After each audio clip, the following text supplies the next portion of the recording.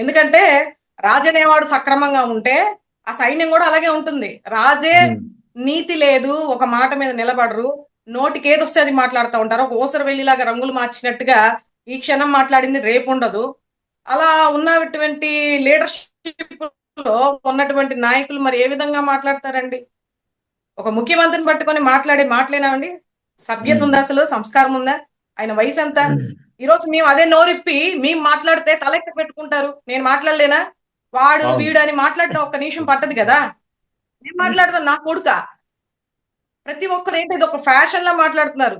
అటు చూస్తే వంగలపూడి అనిత మనోడు అంటది, ఈయన చూస్తే నా కొడుకు అంటున్నాడు. అసలు ఏం మాట్లాడుతున్నారు సార్ వీళ్ళు? అసలు ప్రజలు చూస్తున్నారో లేదో మరి నాకైతే అర్థం కావట్లా. ఇంత సభ్యత సంస్కారం లేనటువంటి నాయకులు, వీళ్ళని కూడా ఒక నాయకులు ప్రజాక్షేత్రంలో ఉండి ప్రజలు పాలించే వాళ్ళ వీళ్ళు? సంస్కారం తెలియని వాళ్ళు ప్రజల్ని ఎలా పాలిస్తారు సార్? రాష్ట్ర ప్రజల్ని ఎలా చూసుకుంటారు? కాబట్టి నోటికి వచ్చినట్టు ఆ నా కొడుకు, ఈ నా కొడుకు, ఇంక నేను అన్నాలంటే కూడా నాకే చాలా అసభ్యంగా ఉంది.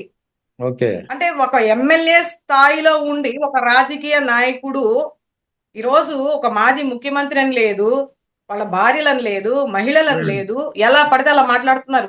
వాళ్ళ పార్టీలు ఇది కొత్త ఏం కాదు సార్. మనం చూస్తానే ఉన్నాం. ఒక్కొక్కళ్ళు వీళ్ళకంటే జనసేన పార్టీ అంటేనే ఒక నీతి జాతి లేని పార్టీ అని చెప్పేసి ఎప్పుడో బాలకృష్ణ గారు కూడా అలాగే జనాలు అలగమందా అని చెప్పేసి ఎప్పుడో చెప్పారు. అది నిజమే అనిపిస్తుంది. బహుశా గారు పాపం పవన్ కళ్యాణ్ గారు మొన్న ఏదో కాకినాడ సభలో ఏదో బాధపడిపోయి మీరందరూ ఏం చేస్తున్నారు, ఇంతమంది ఎంపీలు ఉంటే నన్ను అంటా ఉంటే మీరేం మాట్లాడరా, 164 మంది ఎంతమంది ఉన్నారు కూడా ఆయనకి తెలియదు. ఎమ్మెల్యేలు 150 అంటాడు, కొంతసేపు 161 అంటాడు.